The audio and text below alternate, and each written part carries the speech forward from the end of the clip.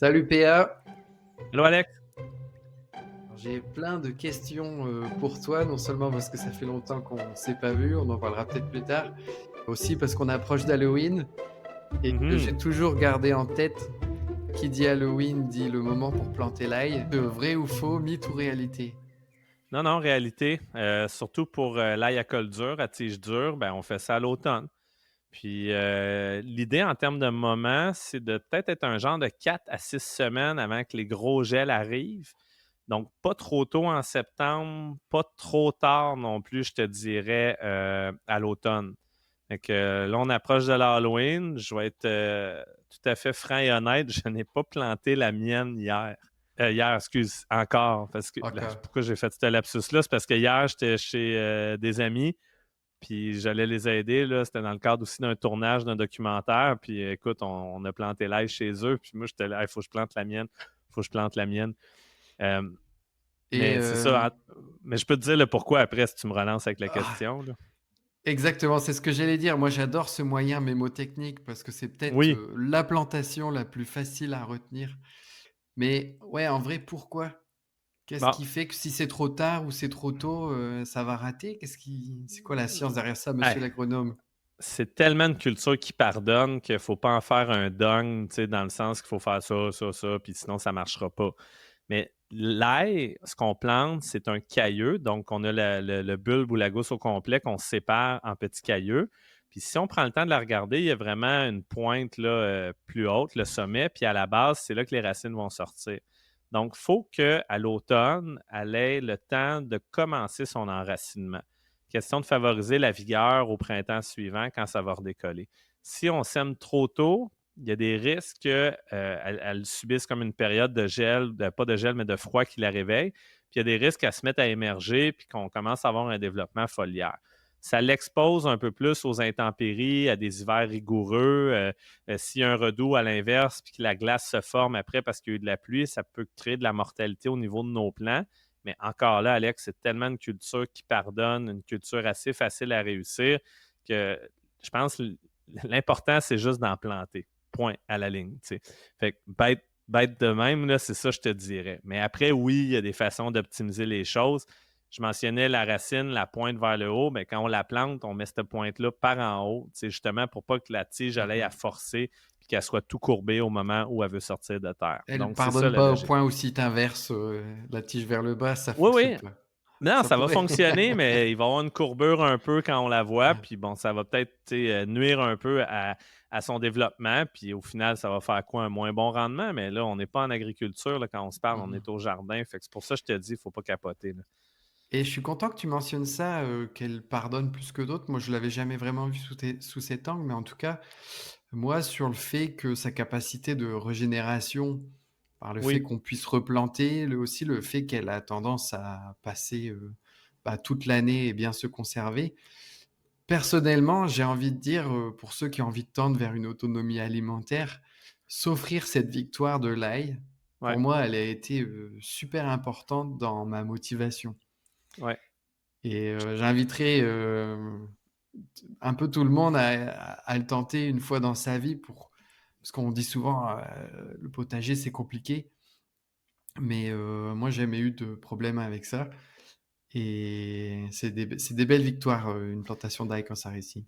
Ben, c'est souvent la plante par excellence pour développer sa main verte ou son pouce vert, selon, pour casser la glace avec un jardin, puis avec le concept, là, souvent galvaudé, là, mais pour le concept d'autosuffisance. Parce que l'ail, en plus, on peut replanter nos cailleux, donc utiliser nos propres gousses l'année d'après pour faire nos semences. Donc, elle est facile à boucler la boucle, puis c'est une culture, une fois récoltée, séchée, qui se conserve excessivement bien.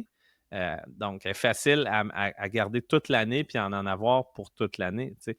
Fait que je le vois beaucoup sur les réseaux sociaux, là, les pages très populaires, là, admettons sur Facebook pour les nommer, que beaucoup de gens en cultivent, que beaucoup de gens apprécient la cultiver aussi, au point même où des fois, je vois du monde dire qu'il en plante 400, qu'il en plante 500.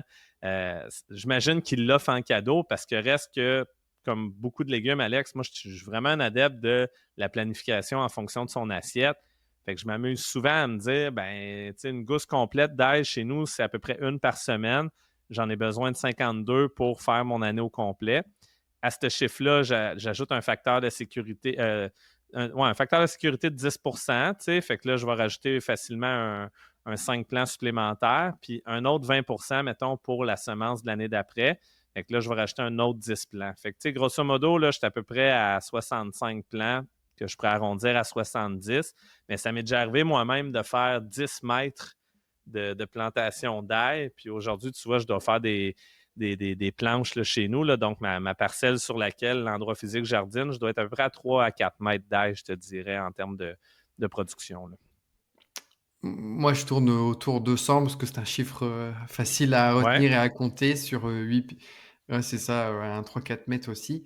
Mais, continuons à parler en chiffres parce qu'il y a le 20 que ouais. tu reprends l'année d'après parce qu'en général, on est sur une multiplication, de 1 à 5, c'est ça? Exact. Surtout avec une variété comme l'ail musique, qui est la plus plantée, plus commune au Québec.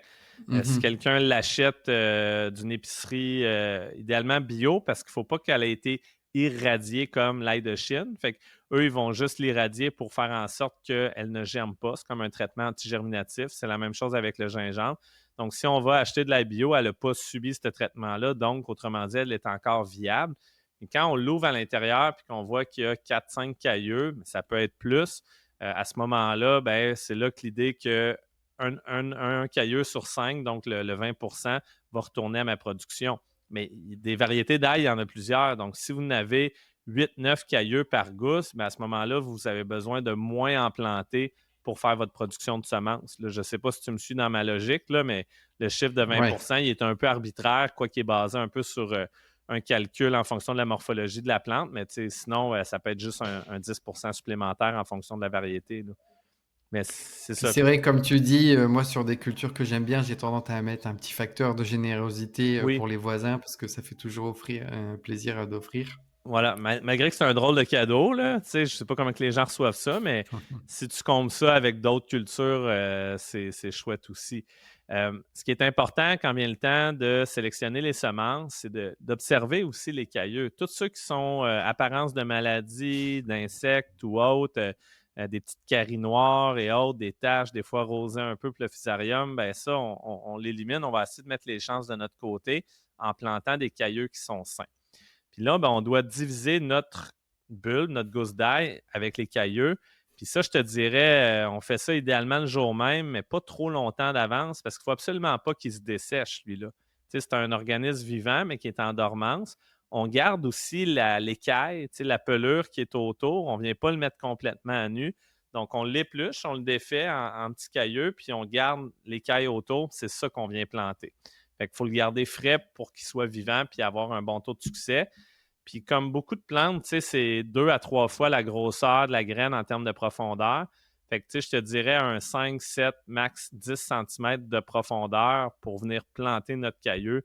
Fait que hier, on était chez les amis, puis écoute, on a pris une branche d'arbre qui faisait notre bonheur Mmh. en termes de diamètre, puis on a fait un petit gabarit, là. À chaque 15 centimètres, on vient mettre un plant. Ce que la théorie dit aussi, c'est que si les cailleux sont plus petits, Alex, on pourrait les rapprocher un peu plus entre les plants. Mais bon, pour moi, 15 centimètres comme standard, c'est simple. Puis un 20 à 30 centimètres entre les rangs. Fait que sur une butte, je fais à peu près 3 rangs normalement. Là. Au pire du pire, si on oublie tout ça, on peut aller Oui, dans l'application voilà. Hey, je m'excuse pour les détails, mais qui est quand même faite pour ça. Mais j'ai une autre question par rapport à la fertilisation oui, et au réseau racinaire. ouais, Parce qu'on voit bien quand on déterre l'ail que le réseau racinaire, il est tout petit ouais. et moi je remarque qu'il y a une énorme variance entre, les tailles des bulbes. Je t'avoue que quand j'ai regardé ta petite vidéo sur, comment mettre son compost et fertiliser, tu dis surtout bien uniformiser, c'est pas ma grande force Mhm. et avec recul, je me suis dit: «Est-ce que en fait, l'ail, c'est pas une culture où il faut particulièrement bien uniformiser le fertilisant parce qu'il a un tout petit réseau racinaire?» Ben, en fait, sur la planche, là, la planche, c'est le rectangle là, qu'on cultive. Là, on m'a déjà dit que c'était pas clair pour tout le monde, là, mais S'il faut que tu mettes une dose de compost, je ne sais pas moi, une petite poche de 30 litres, ben, il ne faut pas que tu mettes 20 litres au début de ta planche, puis qu'à la fin de ta planche de 4 mètres, il reste juste un 5-10 litres à épandre. Donc, l'idée, c'est d'être homogène pour que chaque plant ait le même espace pour la lumière, pour l'eau et pour les nutriments qui viennent de ta fertilisation. Donc, c'est ça, que tu mettes, je ne sais pas moi, du fumier de poulet séché granulé, là, de l'actisol, ou que tu mettes du compost, il faut que, ça aussi, les gens peuvent aller voir le calculateur, mais il faut que ça soit homogène du point A au point B, que ça soit répandu de façon homogène. Puis tu vois, c'est le fun que tu m'envoies sur la fertilisation. Là, quelqu'un qui veut être vraiment là, parfait, là, comme dans les livres, là, ben, il va mettre la moitié de la dose de l'azote à l'automne, puis l'autre moitié de la dose au printemps. Fait que là, Parce qu'on a eu des questions là-dessus dans le chat. Est-ce oui, que c'est correct si je mets le compost ou l'actisol, en début ou en fin de saison? ben, pour l'ail, oui. Mais pour les autres cultures, pour moi, mettre de l'engrais en fin de saison, c'est comme lancer de l'argent par les fenêtres. Parce que cet engrais-là, il y a des risques qu'on le perde par l'eau de pluie, l'eau de la neige qui va s'infiltrer dans la nappe phréatique par la gravité. On appelle ça le Ouais, lessivage. Puis il y a des risques. j'allais le dire. Bon, excuse-moi, je vais te laisser aller. Je reviens, je te laisse finir la chronique. Bon, alors, oui, c'est le bon micro. Cool. On a eu une petite erreur technique. Je m'excuse, il ne faut pas trop que je bouge. Mmh. On en était Euh, à la fertilisation. oui, bon, OK. Donc là, on a planté l'ail. Ça peut être un bon moment avant pour mettre le compost si on décide. Si on a un sol quand même propre, à nu, etc., on peut brasser un peu ça avec le râteau. Question que le compost soit mélangé un peu avec le sol, puis puisse commencer à amorcer sa minéralisation, donc sa décomposition. Si on est plus un adepte des sols vivants en non-travail de sol, comme notre ami Marie Thévard, ben là, à ce moment-là, on peut juste venir placer ce compost-là sur le dessus. Puis, j'ai vu des cas même où les gens venaient implanter de l'ail directement dans l'engrais vert. Là. C'est le cas ici avec la ferme école, puis Mario, le technicien avec qui on Très travaille, que cool. tu connais bien. On avait déjà carrément là, ouvert un trou, mettre notre caillou à l'intérieur, mais sur le dessus, c'était une graminée, là, une céréale, je ne me souviens pas exactement laquelle, mais finalement, c'était super vivant là, comme milieu. Fait que tu vois, hier où j'étais, on a décidé qu'il y avait comme une espèce de couverture de mauvaises herbes en surface qui n'était pas en fleurs, qui n'était pas en graines, mais qui faisait une espèce de tapis. Fait qu'on a décidé de la laisser là sur place. On a planté, on a mis le compost. Puis après, ce que la théorie a dit, c'est qu'il faut mettre de la paille pour venir isoler un peu et attraper la neige durant l'hiver. Donc, tu sais, ou si jamais ça fond, ben, ça va continuer à isoler un peu notre ail qui est en dessous. Mais là, on était plus en milieu forestier, donc, puis on n'a pas cherché chez un voisin qui avait de la paille. Fait qu'on a pris des feuilles mortes, qu'on a été chercher un peu dans la forêt autour, puis qu'on est venu faire un espèce de paillis de feuilles mortes, là, tout simplement, pour couvrir notre ail pour l'hiver. Fait que ça a été ça notre stratégie hier, pour faire cette plantation-là tardive. Là. Regarde, tu posteras une photo, dans l'application, publique. Comme ça, Ouais. quand on cliquera sur "Ail", on pourra voir à quoi ça ressemble. C'est vraiment le fun, là. J'entends de plus en plus parler de tout ce qui est, culture en interstitiel ou, Mhm. en non-travail du sol comme ça. C'est très cool et justement, parle-moi un peu de la crainte du froid parce qu'on parle de paillis, on parle de couverture neigeux qui joue le rôle d'isolant. Ouais. Tout le monde n'a pas, une neige au point où ça fait un énorme matelas, dans d'autres pays, par exemple. Ouais. Mais l'ail, est-ce qu'il craint le grand gel? Mais le caillou comme tel, c'est correct. C'est plus si le feuillage était développé, là, oui, il y aurait des risques au niveau du grand gel, mais elle tolère quand même très, très bien les gelées parce que c'est la première qui émerge au printemps, puis encore là, il va y avoir des gels qui vont survenir. C'est plus formation de glace parce que là, si l'eau s'infiltre, la glace se forme, il peut y avoir des bris mécaniques, là, physiques, mais il peut aussi y avoir comment dire, un manque d'oxygène, étant donné que c'est dans l'eau puis que la glace va occuper cet espace-là. Fait qu'après ça, ça peut venir asphyxier notre ail quand que la glace finit par fondre, etc. Ça peut abîmer nos racines aussi qui se sont développées. Fait que c'est plus ça souvent qui va nuire à la plante dans le fond puis à sa survie. Mais tu sais, je vais te leur dire ce que je te disais au début, Alex, là, mais Elle pour pardonne rater de tout. l'ail, il faut vraiment vouloir. Là. Tu sais, c'est une Bah, culture de base, là. Vas-y donc. À part quand même, la teigne du poireau Oui, et les enjeux de ravageurs, mais là, disons qu'on parle, l'implantation de l'ail. oui, exact. Tu sais, sans, Ouais. sans compter ravageur, tu as raison. Mmh. Puis là, tu sais, depuis tantôt, j'en parle dans une optique que c'est au potager, c'est au jardin. Mais j'ai déjà vu dans des jardins botaniques des massifs d'ail, tu sais, où ce que là, ils avaient tu sais, collé plus les uns les autres en leur donnant un peu des formes. Puis au final, c'était comme un peu ornemental, un peu décoratif. Fait que si quelqu'un n'a pas de jardin chez eux, il pourrait en planter au même type qu'on plante des bulbes de tulipes, mais les faire tu sais, dans la plate-bande à la maison, autrement dit, au travers des autres plantes qu'on a. Là. Je sais pas si tu me suis, là, Ouais, c'est mais le fun aussi. ça peut être chouette tu sais, d'agencer des aménagements comestibles au travers d'un aménagement paysager plus classique. Là. Mmh. Autre, mythe et réalité à Ouais, défricher, vas-y c'est donc. celui de choisir les plus gros cailleux Ouais. pour avoir au final des gros bulbes, vrai ou faux? Ben, si c'était le cas, parce que ça, c'est de la sélection végétale, on serait rendu avec des bulbes gros de même, puis des cailleux gros comme mon poing. Donc, l'ADN ou le code génétique a ses limites aussi. L'important, c'est de choisir les cailleux les plus sains en termes de présence de maladies ou autres, ce qui n'est pas nécessairement visible à l'œil nu, mais qu'on est capable quand même d'évaluer rapidement s'il y a des traces de maladies, comme j'évoquais tantôt. Euh, Aussi, les gros cailleux vont aider, par contre, à starter des plants qui vont être plus vigoureux. Donc, meilleure tige, meilleures feuilles, etc. Donc, ils risquent de nous aider à reproduire un peu le même genre de calibre, donc la grosseur d'un bulbe d'une année à l'autre. Mais si c'était ça la logique, que c'était toujours de plus en plus gros, étant donné que c'est quand même une sélection qu'on fait d'année en année, je pense qu'on serait rendu avec des Mmh. ailes gros comme dans notre assiette. Fait que, il y a un potentiel génétique quand même à un moment donné qui est limité, qui est codé dans le code génétique. Mais cette expression-là, c'est ce qu'on appelle le phénotype. Ce que tu as de l'air, dans le fond, c'est la génétique et l'environnement dans lequel tu as poussé. Fait que tu auras beau avoir le plus gros cailleux pour avoir le plant le plus sain. Si ensuite ton sol il est mal drainé, mauvais pH, mauvaise fertilisation, mauvais espacement, le résultat il risque d'être quand même un peu décevant, Mmh. même si le bagage génétique à la base était de bonne qualité. Là. On va parler du drainage, juste après si tu veux bien, Ouais. mais sur la fertilisation, je pense que vu qu'on en a parlé, j'ai l'impression qu'on n'a pas non plus cité le fait que c'est quand même quelque chose qui mange beaucoup, Oui, hein, bon, ben, en azote. je suis content que tu Mmh. m'envoies là. Fait que l'ail, on va essayer de faire une rotation de 3-4 ans avec la même famille de plantes. Donc, on va éviter de l'implanter où on avait nos oignons, par exemple, nos poireaux et compagnie. Euh, L'idée, c'est de la planter suivant une culture assez exigeante.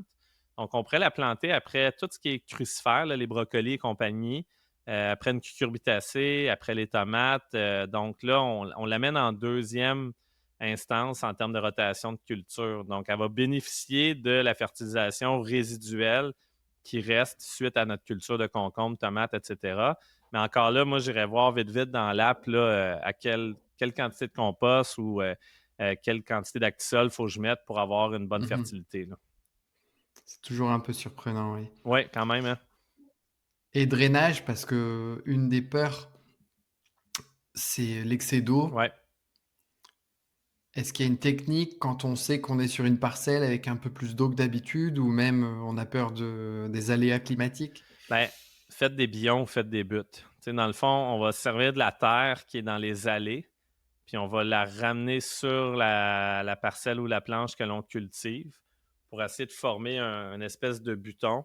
Puis des fois, moi, ça m'a déjà sauvé de la pourriture ou des problèmes avec d'autres cultures. Juste le fait d'être surélevé un peu, là, je ne parle pas d'une butte là, qui fait 2 pieds de haut, là, mais d'essayer au moins que la terre dans la planche où on cultive les légumes soit plus haute que la terre dans les allées. Juste ça va probablement aider à ce qu'une partie de l'eau soit drainée vers les allées et non dans la planche, ce qui va aider finalement à ne pas se ramasser les pieds dans l'eau. Fait que ça peut être une technique comme ça, toute simple. Après, c'est de savoir le sol avec lequel on travaille. Dans les dernières analyses que j'ai regardées des membres de la main verte, il y avait quand même beaucoup de sable, beaucoup de sol sableux avec des belles teneurs en matière organique. Fait que tu vois, dans des contextes comme ça, le bion est peut-être pas nécessaire, puis c'est pas quelque chose qui, Mmh. qui m'inquiète. Là. Tu m'as Très suivi? bon C'est point. correct pour toi? Ouais, ouais, OK, bien sûr. bon. Est-ce qu'on a fait le tour? Ben, je pense que oui pour l'ail. Peut-être que la prochaine chronique, on s'en vient tard, mais la fermeture du jardin, c'est un truc qui m'intéresse, tu sais, quand même aussi à glisser quelques mots, là. Pour la prochaine chronique, ça pourrait être ça. Puis je leur dis, pensez à combien que vous en mangez, là, puis plantez en fonction de vos besoins, plus facteur de sécurité, puis normalement, ben, on ne sera pas déçus. Puis ça va peut-être faire moins de teigne du poireau à gérer dans l'air parce que justement, on n'en aura pas trop grand dans le fond, puis ça libère de l'espace pour autre chose. Et avant de se quitter, je suis curieux de ceux qui nous écoutent. On a nommé que l'ail, c'était une culture qui est une belle victoire à s'offrir quand on débute. Mais si vous avez d'autres idées de quelle victoire on peut suggérer à ceux qui débutent Ouais, le potager nourricier, ça peut être intéressant pour nous parce que notre mission, c'est aussi de créer de l'optimisme autour de sa capacité à s'alimenter avec son potager, peut-être demain son verger et autres. Donc laissez-nous savoir, c'est quoi pour vous une victoire facile qu'on peut s'offrir en tant que jardinier débutant. Sinon, PA, j'étais très content de retrouver avec un nouveau style, la petite barbe, un petit côté Ben Affleck. wow, mais oh là là, wow, wow, wow. Ça, c'est de la négligence automnale avec un virus d'automne qui Ouais, m'a cloué au lit. Fait que c'est ça. ça, c'est pour que tu sois motivé à se retrouver pour la prochaine chronique, la semaine prochaine idéalement. Avec plaisir, Alex. Porte-toi bien. Ça va loin les compliments. Allez, salut! Bye.